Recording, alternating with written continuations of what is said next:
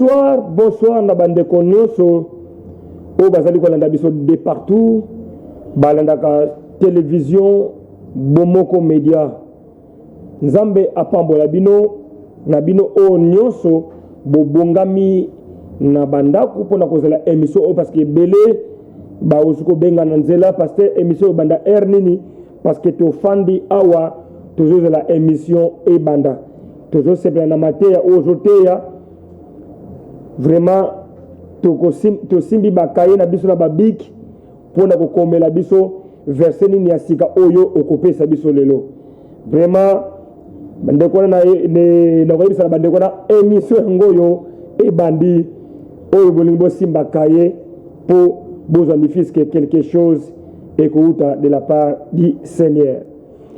Mbote na bande kono so baza ko na Kisangani bazana loja balanda biso kuna na Matadi bazola na biso kuna na Mbanzangungu bazola na biso kuna na Grand Bandundu Grand Katanga pe Grand Kasai mbote susu na bande kono so bazali kuna na biso na Engumba ville province de Kinshasa tolobi mbote.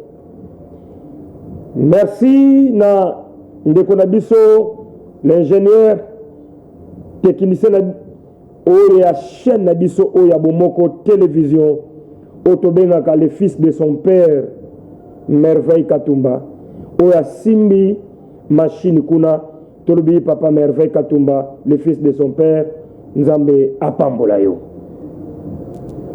Depuis un certain temps tozali ko bela thème o est très important dans le mois de décembre oyo ils allaient semer pour moissonner.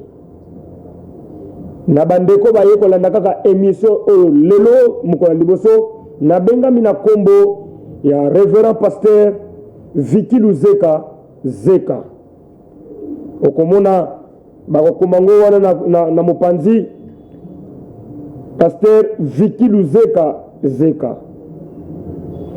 Émission na biso ebenga mina kombo la famille intercède avec le pasteur Vicky Luzeka. On a notre technicien, l'ingénieur Merveille Katumba, le fils de son père, a commis la famille intercède avec le pasteur Vicky Luzeka. Voilà les titres ya émission Oyo. Obolanaka na banda konabino. Numéro affiché au bas de votre écran. Et un numéro, il y a pasteur Vicky Luzeka. Tous les deux numéros, et un numéro, il y a pasteur Vicky Luzeka. Oyo, bazana besoin, il y a kobenga pasteur Vicky Luzeka pour un sujet de prière. Okozanga te na kosala yango et na kobonde la pona yo. Les deux numéros, au bas de votre écran, il y a 082 79 37 594 P 089 033 60 93. Ils ont les deux numéros oyo soko obengi pour un problème ya prière na bi pour un problème ya prière pour na likambo moko so tungisa yo losambo okobenga na deux numéros oyo pasteur Vicky ayambaka aboya ka bapel te nazali ko sunga bato ebele na prière tozali ko mema makambo ya bato ebele na losambo epa nzambe tozali ko bondela nzambe pe azoba kosala pe ba témoignage. C'est pour cela mutu nyonso oyo ozolanda nga na Facebook ozolanda nga na YouTube les deux numéros okomona que vous allez afficher au bas de votre écran et ça ba numéro ya pasteur Vicky Luzeka Zeka okobenga nga n'importe quel pays ozali nga na kobonde la pona yo n'importe quelle province ozali na kobonde la pona parce que ça numéro nanga oyo téléphone ekangamaka te 24/24 les deux numéros na ezosala vraiment jamba pambola bino semer pour moissonner tozoloba lona po obuka bolimbisi pona retard à muke to bani émission oyo to bandaka 19h30 mais on a commencé na moins léger retard il y a 10 minutes to bandi na 19h40 bolimbisi muke na bino ba téléspectateurs pe ba fidèles téléspectateurs au bazalaki émission depuis 19h30. Galates chapitre 6 verset 7, Galates chapitre 6, verset 7, Bible, ne vous y trompez pas, on ne se moque pas de Dieu, ce qu'un homme aura semé, il le moissonnera aussi. Ne vous y trompez pas. Ne vous y trompez pas, on ne se moque pas de Dieu. Basaka na kana nzambe te. Basasa ka nzambe ba jete. Okosa sa mutu musu ba je, mais sauf nzambe. Okosa sa moslo ba je, okosa sa camarade no ba je, mais nzambe basaka na kana yete. Bible biso, on ne se moque pas de Dieu. Tout ce qu'un homme aura semé, il le moissonnera. Et l'eau nyonso mutu akolona akobuka yango. Soki obuki oloni malamu okobuka malamu, oloni mabe okobuka mabe, oloni mutema mabe okobuka mutema mabe, oloni amour okozwa pe amour. Oloni kimia e place e pai bato bafandaka yo pe bakopesa pe kimia. Alors koluka te otia trouve place ya batu po yo na tour na yo bapesa kimia. Tout ce que nous aura semé, il le moissonnera. Mateya o ezaka pona ba chrétien te. Mateya o ezali pona mutu nyos, o za la chrétien, o za la chrétien te, o za la musulman, o za la musulman te, o za l'église traditionnelle, o za la croyant ou non pas croyant. Na mateya oyo eza pona mutu nyos. Eza te pona catégorie ya batu moko bote. Il y a tout celui qui habite la terre, que tout ce qu'un homme aura semé, il le moissonnera. O sambela te. O za la musulman, za la musulman te. O za la chrétien, za la chrétien te. O za la païen, za la païen te. O yo nyonso mutakobuka akolona, mutakolona akobuka yango. Yango Genèse chapitre 8 verset 22 lobi, tant que la terre subsistera, le semail et la moisson, le froid et la chaleur, l'été et l'hiver, le jour et la nuit ne cesseront point. Tant que mokili ekozalaka mokili, loi ya semail ekolonga te, loi ya moisson mpe ekolonga te. C'est-à-dire kolona ekolonga te, kobuka mpe ekolonga te, butu ekolonga te, moi mpe ekolonga te, malili ekolonga te, chaleur mpe ekolonga te. Biloko wana ozala chrétien, ozala chrétien te, moi eza mpona mutu nyonso, malili eza mpona mutu nyonso, chaleur eza mpona mutu nyonso, butu eza mpona mutu nyonso, journée eza mpona mutu nyonso. Mais eza mpona ba chrétien te. Awa siko teme oyo ezo concerne mutu nyonso ofana na mokila se. Oyo bango ke eloko nyonso yo okolona mokila se, okobuka yango. Yamoni Bible ezola biso ke matiti mosusu ya babololo oyo baboti baliaki tala ngai na mino ya bana. C'est-à-dire ngai wana lazimi soki yo obuki yango te bana no bakobuka yango, soki bana no bagénération no bakobuka yango. Alors à quoi sert ya kolona mbuma mabe po oya konyokola bato mosusu mona yo okufi na yo, mais bana nde bakoki kosouffrir makambo papa na bango asalaka. Mosusu bana te bakoko, mosusu bakoko te me yo moko. Ya weza bato ebele bazo passer ba moment difficile, bato ebele bazo kemba bazo bela. A des fois yemo ko ayebi malade azobela, a des fois ayebi makamoni na sala pona malade oyo beta ye. Mususu yemo ko bikenda na ye kindumba nyati sida. Abosa ni jembe Bible parce que tout ce que nous aura semé, il le moissonnera. Musu koyimba, efa koyimba, baeba kasi yo loboko. Obosa ni ke tout ce que nous aura semé, il le moissonnera. Musu sa ebosa ni ke koyeba kokatsa baninga ebale, yo pe bakokatsa ebale. Mais koboya kokatsa baninga ebale, koboya kopesa mwana muninga mkopo mai, koboya kokatsa mwana muninga makadam. Obosa ni ke yo po kobota, bale no bakoluka bato bakokatsa bango. Alors, surtout, c'est très attention. Na makambo tozolo na lelo.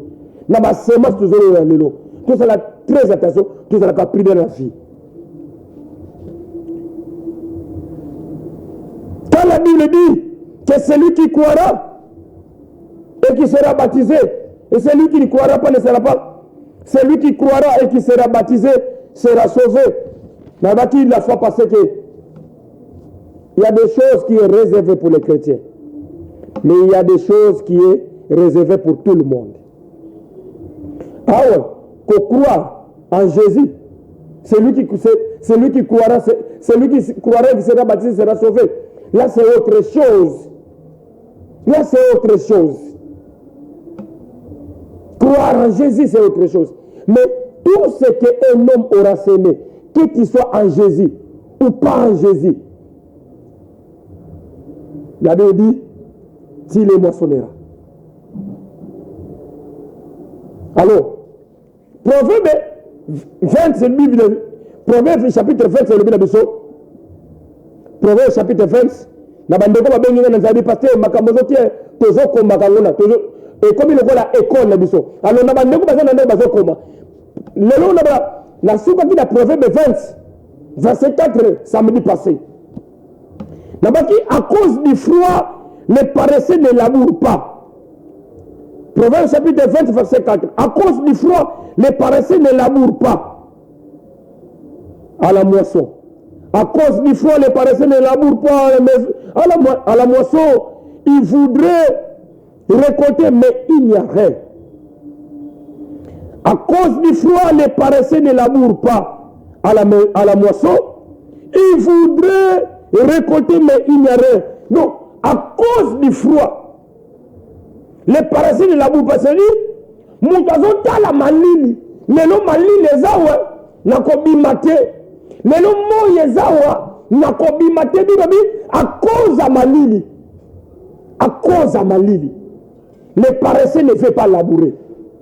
À cause du froid, mutalingi ko lukate. O lelo za malili za makasi na mboka lelo na bimate na fali na palais. Te lelo mo yeso makasi na bimate. Mon frère, oko luke loko ko récolter lobo ko zangote. La naga kaka moi, la naga kaka malili. À cause du froid, les paresseux ne labourent pas à la moisson. Ils voudraient récolter, mais il n'y a rien. Mouto ya koglo na te a ko récolter te. Mouto ko lukati a ko zoate. Mouto ko semete moisson ko zalate. Mes frères, s'il vous plaît, yeba kolona. Yeba kolona. Biloko ngolo nezebele mena yebisio bato bazotala kake malili ezali bato bazotala kake moyo ezali bato bazolandela kake te lelo na kobima te mikolo moyo ezobeta mikolo bambula elandana na obima te mon frère okoluke luka ko récolter lobi okozwango te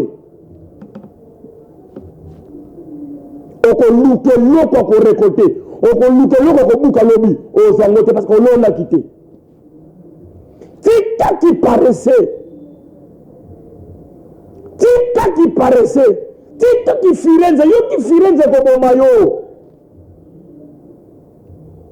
comment il était moko moko propre mais il y a chaque chose à son temps nebisa kibino samedi histoire Eric oba papa na mama na ye batika ye na âge nini batika na 4e primaire papa na mama bakamwani batiki mwana na 4e primaire papa na sengo ko bala mwasi mususu akiko bala mwasi mususu mubali mwasi pe akebala pe mubali mususu donc mubali akebala mwasi mususu mwasi pe akebala pe mubali mususu batiki mwana bangwe pa ya koko pe mbongo ko tekisa bone zate mwana atanga te biso to sisi ba classe to sisi 6e primaire to sisi 6e décimalité to ke université to sisi université les médecins qui sont tirés à la 4e primaire 20 ans après kuna mwasi kota ke na pa bota te mobali pe kota ke na bota te mwana moka ba bota o wana 20 ans après kota ba kei ba orchestre bango Tanzanie la bi kote bakei makambo simbi te 20 après bazongela Eric mais Eric ango bazongeli mon frère atanga te Eric asukaka bongo et le papa d'Eric akomi koluka Eric a aidé ye na mwa solo a aidé ye mais et moi na zebisa yebe na ko aidé ndengeli parce que yo lo na kité na zane lo côté botiki ngaka ka boye nayebi kokoma te nayebi kotanga te donc papa zolinga récolté nesika semaki te Et ça, ma papa, bon, va se belé. Et ça, ma parent, bon, va se belé. Ma maman, bon, va se belé. On n'y nous contente sabanate. Yaya, classe comique gratuité. Yon n'y nous contente sabanate. Et l'homme aussi, il va récolter ni. Parce que c'est mété. C'est mété en bon minerva na bana. C'est même pas les académiques na bana. Lobby. Oko récolter. Mais binde komoko. Ya zobota kaka. Mais bana ne bakena ka classité. Ata mwana moko tatanga. Bana bakoli. Mais ata mwana moko takenda ka classe. Mazo continuer ka kobota. Azo continuer ka kozo bazeli. Mais on nous babima liboso ata mwana moko tatanga kazate. Si on lobi bazulu ka ba récolter nini. Nzamba pambola ba papa on nous ba paranyoso. O bazolo na likora bana na bango.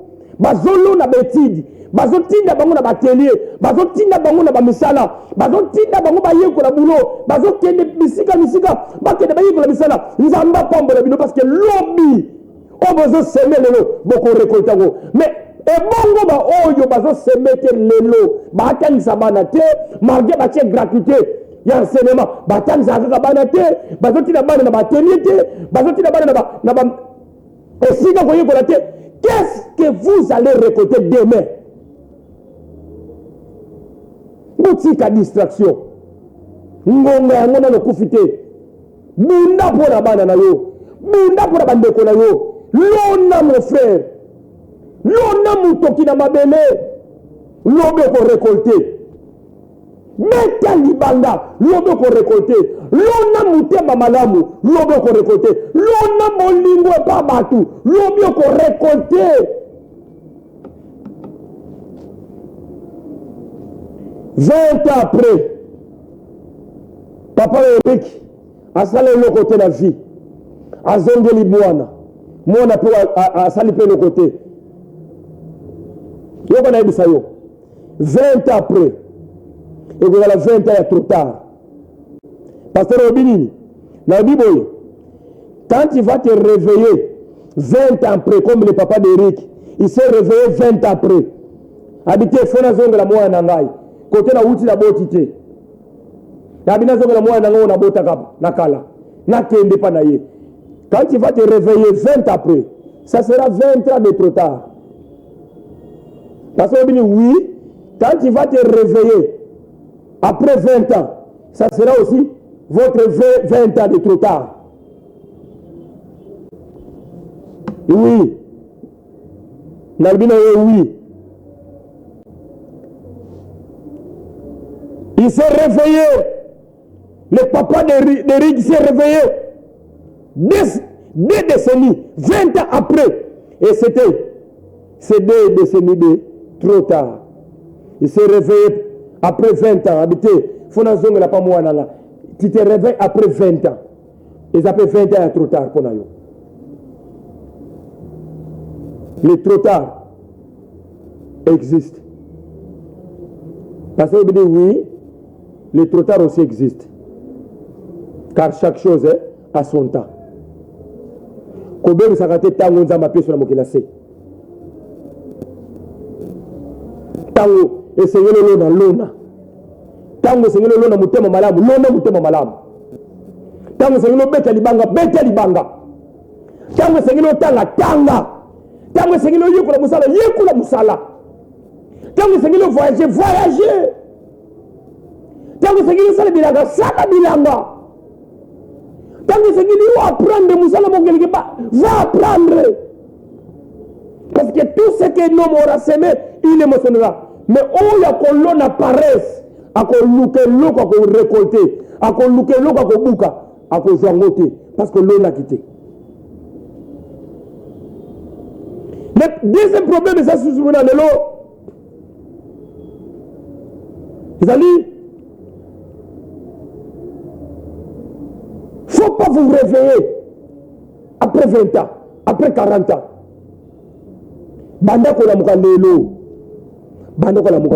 La Bible dit aujourd'hui, si vous entendez sa voix, n'endurcissez pas vos cœurs. lelo bana kolamuka déjà lelo bana kolamuka ye mutu soki na oyekola yekola lona ntango ozoyekola nazolona ntango ozoyekola koyekola na eza kolona lobi okobuka nzambe apambola bato nyonso nzambe apambola bato nyonso oyo balanda mateo mpe bazosalela yango lona motema malamu lelo nabi lona motema malamu lelo okobuka motema malamu mais malheur na bato bazolona motema mabe parce que lobi bokobuka motema mabe wana. Ce principe n'a pas dit principe de causalité. La fois passée, c'est le principe de causalité. Nous allons continuer toujours. C'est le principe de causalité. Nous avons cause unios. Et un genre plusieurs, et un genre effet moko to plusieurs effets. Mais cause que moko. Moi, ni comme moko ko sala lelo. Et ko pambola yo, et ko fongola banzele pebele. Kane ka moko sa dika lelo. Molona ka koloni ka lelo, mais ko fongola banzele pebele. Et ko pambola pe libanda moko pe na kata mboka. Et ko ko to pe ba biro yo ko tate à cause de semence. Na cause mutema mabena yo pe. Et ko inisa yo pa mutu moko, et ko inisa pe pa ba te belepe. Ba tu pe ba ko déclasser, ba ko disqualifier yo à cause de lo ka mabe loni. Et talaka eza ko muta senta déjà. Muta senta 3 filles na famille moko. Ozo ba kamo ba cause. Muta senta 3 filles na famille moko. Famille ni na ngoko le rotire les 5 minutes. Aso na ba fille na bango. Pour senta bango lusus. Donc il t'a cause moko et entraîner un ou plusieurs effets. Donc il t'a beaucoup moko ça na famille combien de choses de côté lusus. Yeba ke loko nyozolona. Yeba ke loko nyozolona. Nabi yebaka. Ce principe fait que les semailles, donc le principe, il y a le principe de causalité. C'est-à-dire que le principe de causalité, ce principe de causalité fait que les semailles soient la cause de la moisson. Il y a ici le principe de la causalité. Est-ce qu'on comprend? Principe de causalité. Ce principe fait que les semailles soient la cause de la moisson. C'est-à-dire, il faut semence, c'est la cause de la kobuka. C'est-à-dire, on l'a mis de kobuka. Il y a le principe de la causalité. La principe de la causalité, c'est-à-dire, il faut qu'il. Pour que obuka, il faut cause mon kozala. Cause mon les semailles. Pour que ma salisa yo. Est-ce que yo salisa kabat? Pour que ma pesa yo, est-ce que yo pesa kabat? Pour que ma kabela yo, est-ce que yo kabela kabat? Pour que ma sunga yo, est-ce que yo sunga kabat? Mais pourquoi yo sunga kabat te o kabakate musu ni kabela yo? On lui dit pasteur, pourquoi yo kabakate o linga ko kabate? Mais pourquoi yo linga kabate kabela kayo? Et pourquoi yo moko o linga ko kabate? Mais tu veux que tu vas soutenir yo. Principe de causalité zanine. Ce principe fait que les semailles soient la cause de la moisson. Il faut préalable on nananu po buka. Banana nu ko kaba po ba ko kabela yo. Banana ko sunga po ba ko sunga yo. Yo kabakate. Olingi ko kabate, mo olingi batu ba kabela yo. Na principe ni. Olingi ko sunga batute, olingi batu ba sunga yo. Na principe nini? Na cause ni ba ko sungela yo. Bana ko changer caractère na yo. Change ton comportement. Change ta façon de vivre. Change ta façon de se comporter. Dieu va changer ta situation. Est-ce que vous comprenez? Qu'est-ce que vous voulez dire de ça là? Vous voulez dire ça là? Vous voulez dire ça là?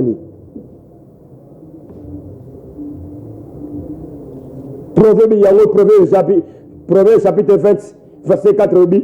Akolinga alona, les paresseux ne labourent pas. à la moisson. Il voudra récolter, mais il n'y a rien.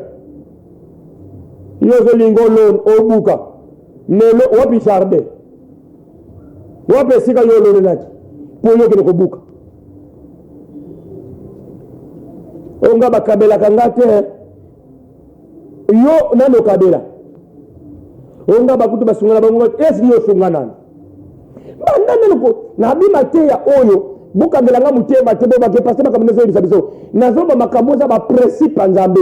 Si tala au principe la causalité de celui quoi s'aimer pour moissonner. Oloni okobuka. Ce qu'on y na cause matia oyo, c'est qu'on comprend les paroles de Dieu te. Ya ona biki matia oyo za pour ba chrétien kakate, eza pour ba musulman kakate, eza pour ba païen kakate, eza pour mutu nyo sofana na mukila se.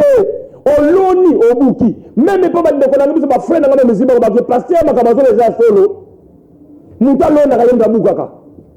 Mutu asalaka malamu basalaka mpe malamu me bandeko na nga oyo ya l'église mosusu bakoba te pasteur makabasu eza solo mutu okolona yenda kobuka. C'est un principe, ce n'est pas seulement un principe biblique, mais un principe oyo ezali koconcerner mutu nyonso, mais qui est écrit dans la Bible, mais qui concerne tout le monde, que tu sois chrétien ou pas chrétien. Le problème aussi ezali na bato balingi kobuka. S'il vous plaît, il y a troisième des choses. Na bato balingi kobuka. Tout ce problème ezali, il y a la qualité et la quantité de la moisson étant directement liées à ce qui a été semé. Pasteur Robini na bandeli. Troisième des points ezali, la qualité et la quantité de la moisson étant directement liée à ce qui a été semé. Et kobuka dépend de la qualité à semence. Besoin dépend de la quantité à semence.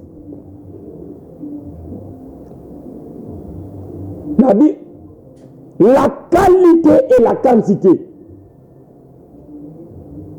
Troisième point, la qualité et la quantité de la moisson étant directement liées à ce qui a été semé. Quantité, il y a kobuka lobby et dépendre de la quantité de l'eau qu'il est. Qualité, il y a récolte na yo lobby et dépendre de la qualité, il y a semence au la mabele lelo. Papa, boni yo okoluka 10 sacs à masango, place olona yendo ka verre à masango. Boni yo okoluka obuka 30 sacs ya nguba et sika yo olona yendo kaka verre moko ya nguba. Po mususu uta wapi? Ata unza mango multipliaka. Quantité ya semence aux autres déposés l'eau. Et ça met qualité. Il y a récolte lobby. Qualité ya semence aux autres déposés l'eau. Et ça met qualité puis à récolte lobby. Et quantité ya semence aux autres na l'eau, il y a moi on appelle quantité na yo ya lobby.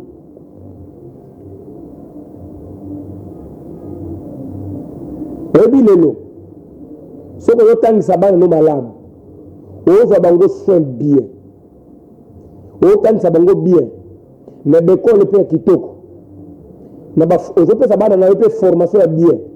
Ozo tinda bango pe na ba formation pe peut-être ya bien. To yo moko pe ozo za ba formation moko ya malamu. OK ko apprendre musana moko pe ya bien. Formation moko ya bien eza la yo eza la bana na yo. Vous attendez à quoi? Qualité ya formation jeu. Qualité ya formation jeu. Et ils appellent qualité ya récompense na yo. Parce que vous avez des personnes. Comprendre ma camarade naloba. Qualité ya semence. De qualité ya récolte. Et dépend de la qualité ya semence. Et quantité ya récolte. Et dépend de la quantité ya semence. Yango nzamba pambolo papa na okufatie o umela na bana na yo mama nzamba pambola yo okufatie ou na bana yo pour pesa bana na yo qualité ya formation. On pesa bana bino qualité ya formation. Pour qualité ya formation et pour la qualité ya récolte ya lobby. Quantité ya formation, ya lobby vous avez quantité ya récolte ya lobby. Et l'on ni mukie. Biloko ni yozolono. Mon frère, nous avons sali culture à Matembele. Nous avons sali culture. Il y a tomate qui promet. Bangomi bali basali bilala. Mais bilala nous était semi. Nabi bangomi bali basali bilanga. On a sali culture à Matembele. On a sali culture à tomate qui promet. Bangomi bali basali bilanga. Le problème c'est des quantités, le problème c'est des qualités. Bon Timon comme Matembele. 1000 francs, 1500, 2000. Nous ne pouvons pas faire bon. A foutre un peu de chic. Bana pe balati kitoko. A zibi bana soin. Mais nous sommes à sali. Tomate pomme. A technique si mon bon a zigida 110 000 francs. Qu'est-ce que ça va 110 000 francs. Yépe. A vous foutre là-bas la classe. A on laisse un peu bana kitoko. A on va soin ya bana. Mais bangomi bale bazu soin ya bana. Bangomi bale ba foutre la classe ya bana. Mais na ndenge ya qualité.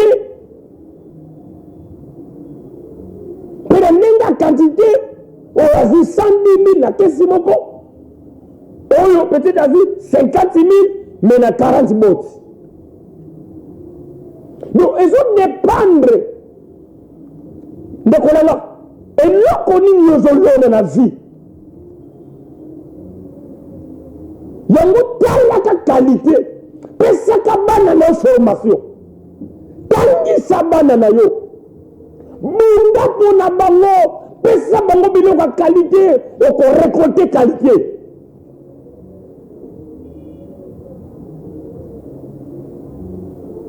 Et bike bana no malamu.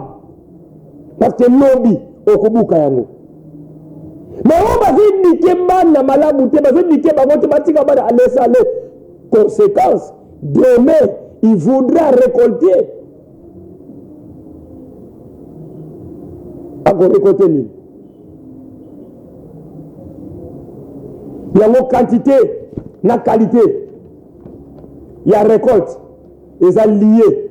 La quantité et la qualité, il y a semences semées.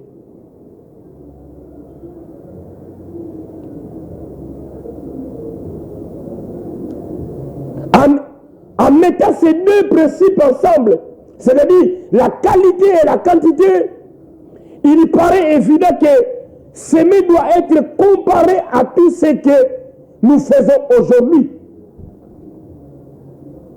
Surtout le principe à qualité et à quantité.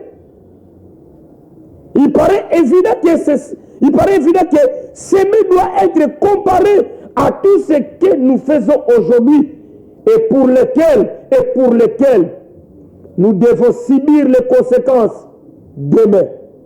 Tout ce que nous faisons aujourd'hui, sache-le que les semences, les qualité, les quantité.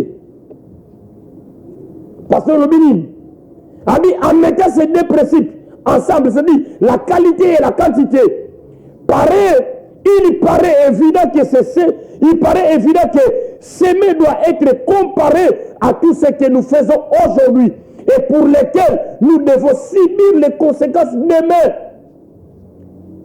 Et ces conséquences sont bonnes ou mauvaises.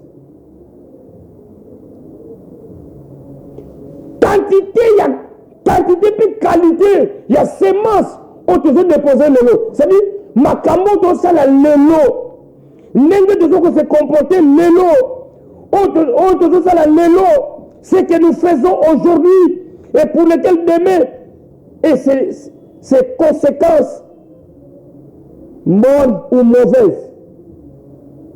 Ce que nous semons aujourd'hui, ce que nous faisons aujourd'hui, ça aussi c'est une semence. Ça dépend de la quantité et de la qualité. Mais maintenant, on a la semence.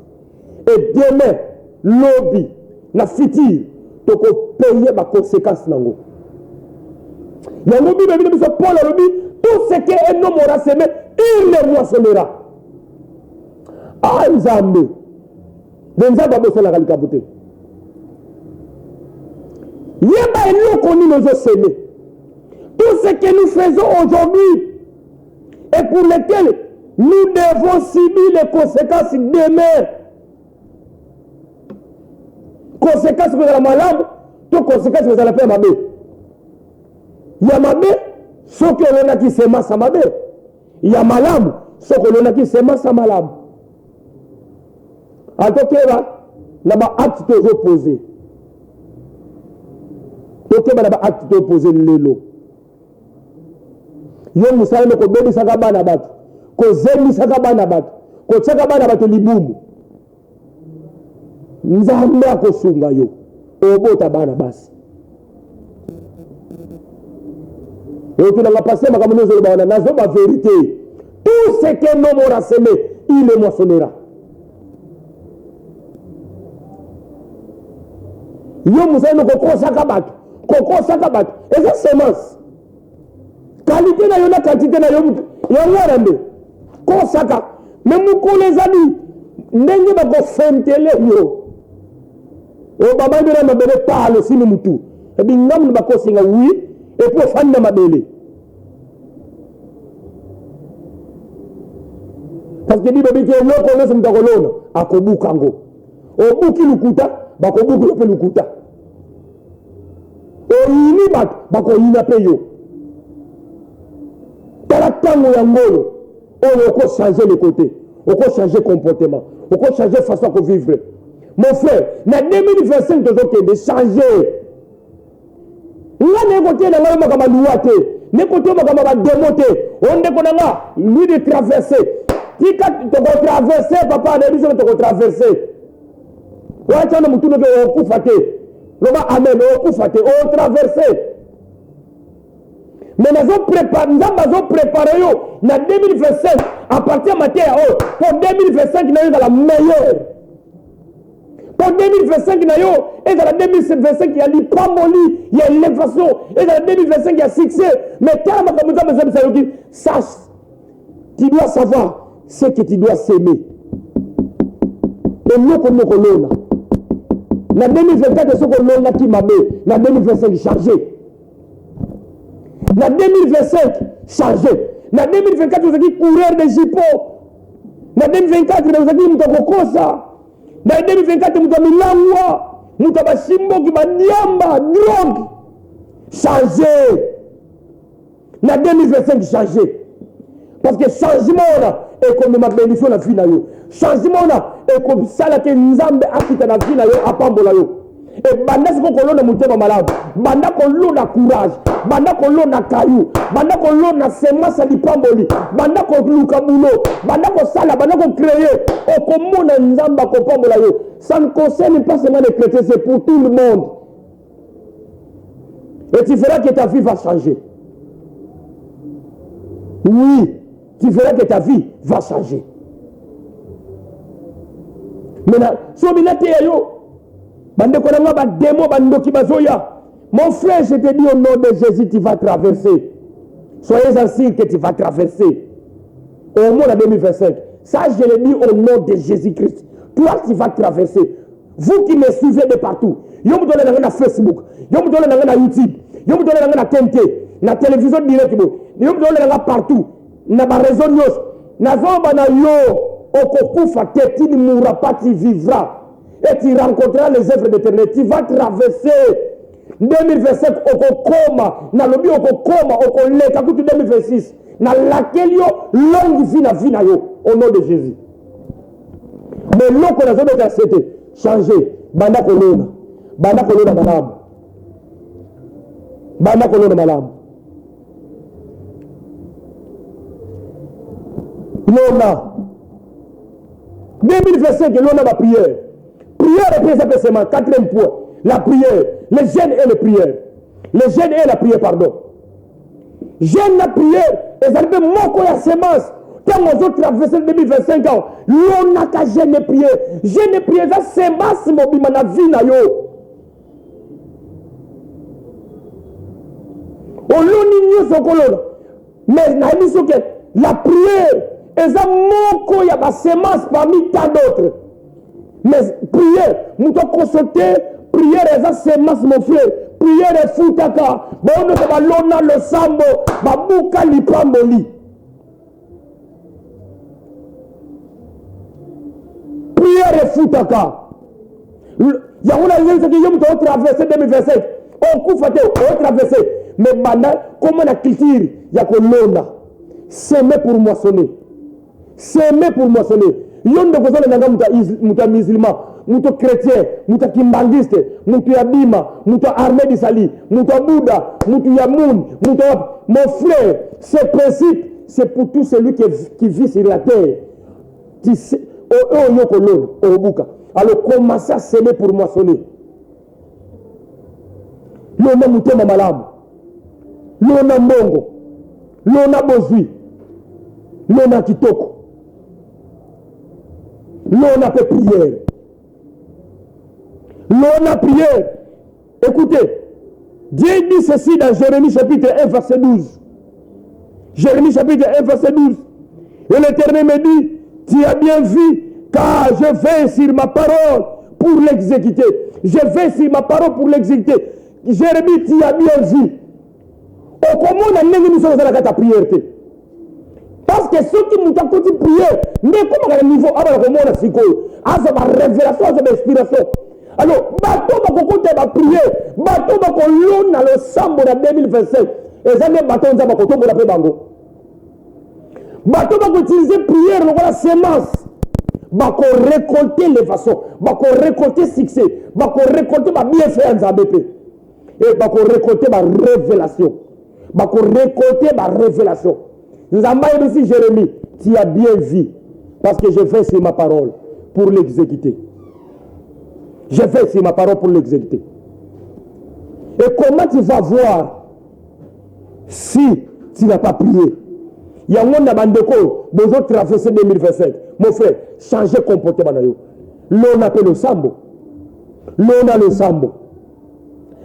jeûne et prière soki koto outi okokaki kolona jeûne et prière te mais koto ozokende lona jeûne et prière eza moko basemence ekotombola yo eza moko basemence olobi okorekolte makambo kitoko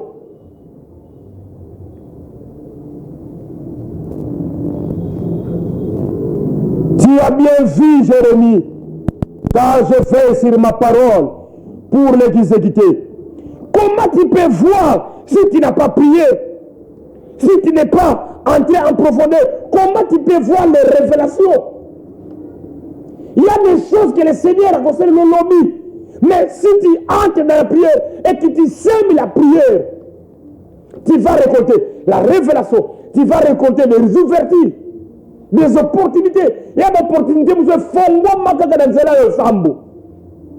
Il y a des portes pour se fondre dans la prière. Nous devons consulter prière à la sémence. Parce que le but de la bande yango.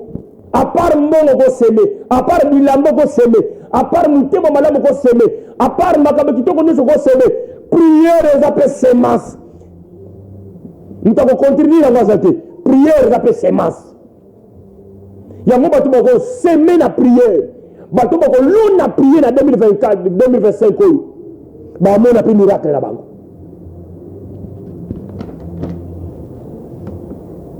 Je vais sur ma parole. S'aimer. C'est lui qui va s'aimer, Dieu va le bénir. S'aimer l'argent, s'aimer les amis, s'aimer un bon comportement, s'aimer mon thème malade. Yo koto unja uzaka mutema mabe ti na 2024 uzaka mutema mabe et puis ozo kanisa ke na 2025 pe o continue mutema mabe na yo non suka na ngwawa koto zo ke ne seme mutema malamu oza pe experience déjà mutema mabe suko kote experience mutema malamu oza l'expérience ya bakanda suko kota pe l'expérience ya kozala pe kimia banda ko seme kimia. La Bible nous dit, heureux ceux qui procurent la paix, car ils seront appelés fils de Dieu. Heureux ceux qui procurent la paix. L'onaka kimia. Pour battre kimia.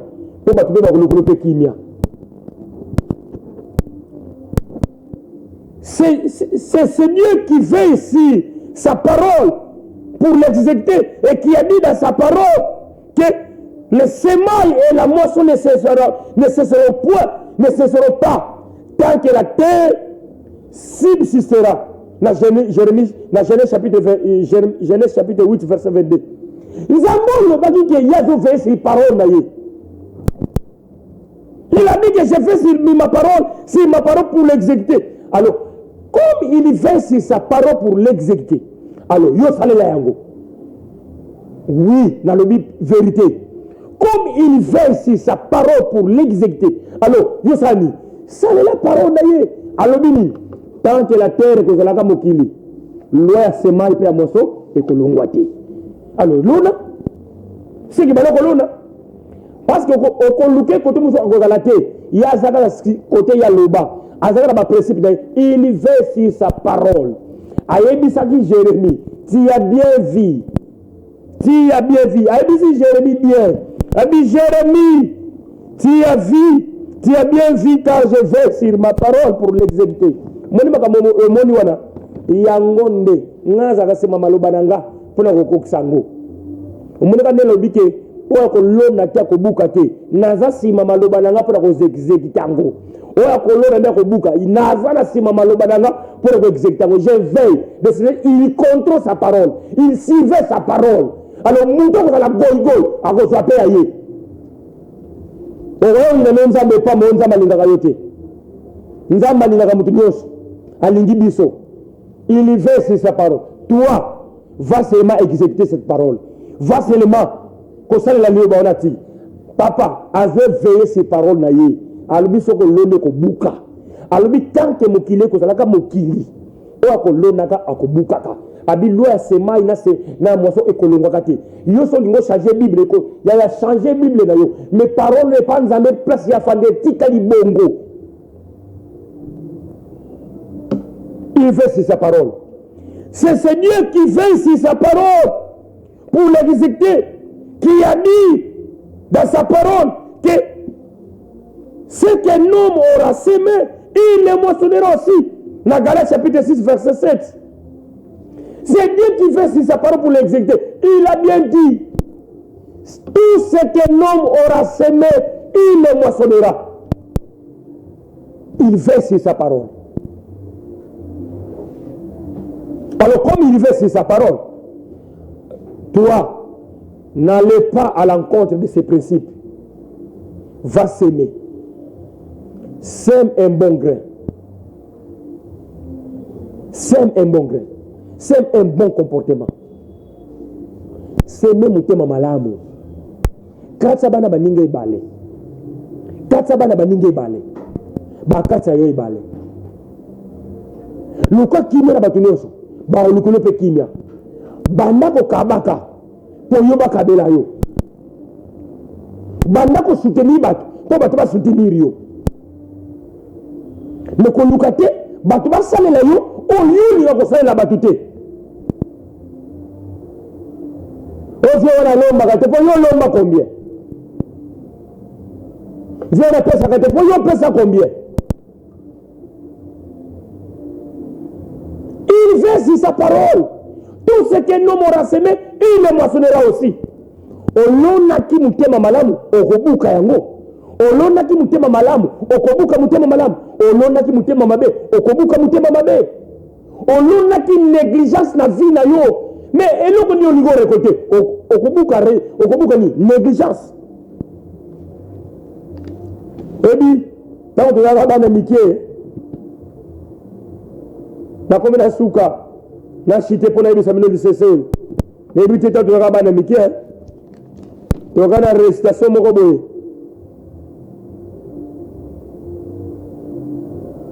tozalaka ni récitation moko tozalaka nango ya cigare na fourmi tozalaka na récitation moko ya cigare na fourmi eyelinga siko na motu bilobi nani récitation elobi cigare ntango baninga bazosala mosala ye yembaka na ye binaka na ye wana bafourmi bazosala akotanga eza mpe bien ezongisinga mbala moko na classe na mateya oyo yango motei mpe ezala mpe bien oza motei mekende mpe classe baninga bazolona me cigare azoyemba azobina mais mokolo bapesa ye réponse que faisiez-vous au temps chaud azanga réponse akopesa c'est dit quoi tangu bato babandaki kolona yo bakosani ya bandeki koyemba ya bandeki kobina ya bakolala bapongi ya bala kobeta bamiozi azosifle me baninga kuna bazotoka yo kaka kifirenze na poudre ya petite sere na yo opakoli elenge bini pembe mwa bria na mbebo mokolo bato bakobuka oluka eloko kobuka ozanga eloko kobuka yawe otebiso dingo bima momo ite momo ebebisaka bien yaya etali yo continue ko protéger bien Bible dit il fait si sa parole. Tout ce qu'un homme aura semé, il le moissonnera. Et il y a dans sa parole aussi, dans Genèse chapitre 3, verset 19. Genèse chapitre 3, verset 19, à l'oubli. L'homme mangera si la cire de son front. Tala na komi na suka. Na komi na suka. Proverbe chapitre 12, verset 27. Et l'oubli. Le paresseux ne rôtit pas son gibier. Mais le précieux trésor d'un homme, c'est l'activité. Paresseux. Agotumba mbisi te. Tango baninga bazotumba shimbriki. Ya gotumba te. Tango baninga bazoke na mir na banki. Baza mwa musolo ya ozwa te. Pour ni activité za te. Activité la tini. Pour elona kate. Na kobi na suka. Ndeko. Mateya oyo. Eza pour la mutu nyonso. Semer pour moissonner. Lona okobuka. Lona obuka. Lona lo sambo. Le sambo est appelé le sambo est appelé semence. Lona ba gêne prière parce que ça semence. Lona mutema malamu. Kabaka pambola kabatu. Sunga kabatu.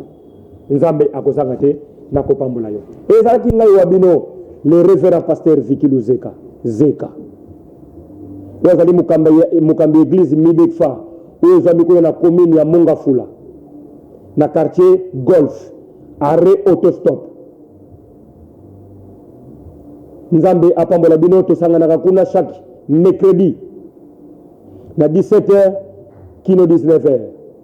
Pe dimanche 8h juste kino 11h juste. Tous appels Ngeba na commune Bumbu avenue Ngeba numéro 112 na direction à Sosa. Tous awana soko yo côté église Midefa pe tous na Bandal na commune Bandalungwa na arrêt bloc avenue Bula numéro 55 Midefa ezawana. Toujours senga soutien matériel peut financer pour la émission oyo. Bandeko balinga soutenir émission oyo, bobenga biso na deux numéros za au bas de votre écran et za ba numéro nangai. Soutenir émission ona mosolo na yo pour na espace oyo nzambe akozanga tena pambola yo. Tozana besoin toujours senga lisungi ya clavier. Ndeko za mutema malamu. Alinga sombela nzambe clavier. Te nito komisa sika ona 2025 lieu d'adoration mais clavier zate. Sombela nzambe clavier, opération clavier. Sombela nzambe clavier za $450. Nzambe akozanga tena kopambola yo. Toujours to wape église.